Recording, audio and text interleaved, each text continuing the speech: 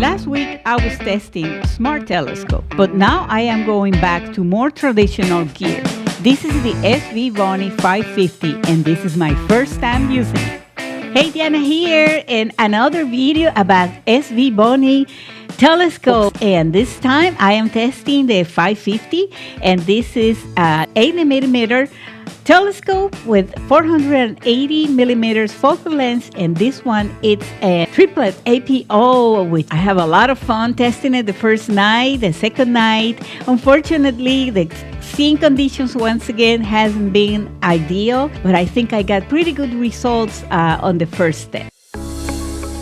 To test the 550, I am using a brand new Skywatcher EQ-AL55i mount, and stay tuned for my upcoming video review in this mount, which has been really good. And also I am using a ZWO 1600 Pro monochrome camera, a ZWO Guide Scope 120 Mini, ZWO filter wheel. The filters are up to long, my favorite filters in RGB and narrowband, and also the ASI Air smart controller. When I am testing new telescopes, I like to use a very simple setup. I don't like to get things too complicated, and I really want to test the focuser, which is very important. One of the best features of the SV Bony SV550 is its solid dual-speed focuser. The 10-1 fine focus control helps achieve sharp stars with precise adjustments, while the sturdy rack and pinion system can easily handle heavier cameras and accessories without slipping or flexing during long imaging sessions. To balance the telescope was relatively easy, as it comes with a very good dovetail with an 180 millimeters hollow, super long dovetail, which is very convenient for balancing the telescope, as it's very easy to move it back or forward depending if the telescope is heavy on the front or on the back. As I mentioned before, I am going to do the focusing manually. I still need a little bit more work to do here, so I just continue working with the fine-tuning knob. The seeing conditions, which they are a little bit below average tonight.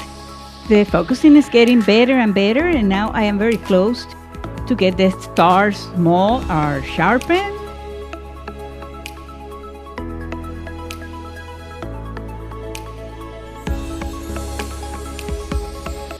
After multiple attempts to use the guiding, I was not able to do it properly as I'm using gear, so I decided just to go with 20 seconds exposure time.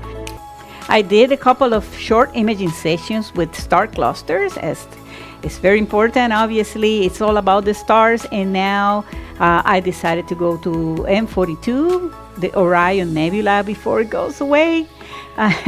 And this is a very popular and important nebula that everybody knows, so lots of colors, and hopefully we'll see what it can capture.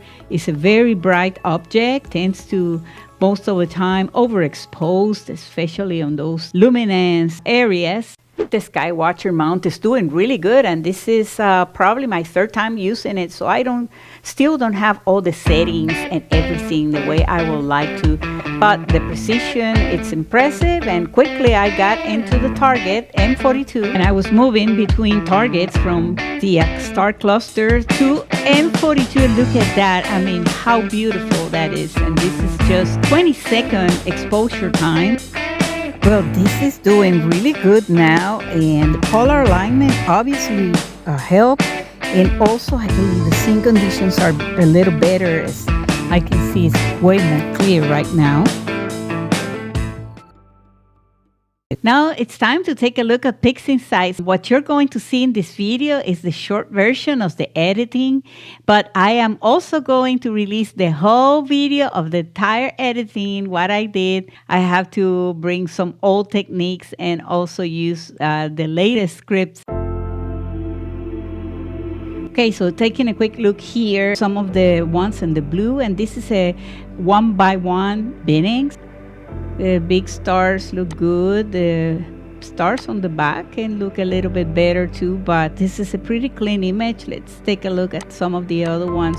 And another thing that I have to say about this telescope and the new setup that I have, I don't think I lost a single frame. I'm just going here real quick. I saw something, maybe a satellite or something there, but that is normal. As you can see, no major problems anywhere on the image, which is very good on the telescope, and also the mount. Now I am going to start the process of stretching this image, but I am impressed. It needs sharpening, it's okay, but it's the edges what I'm talking about. I don't see major problems at all.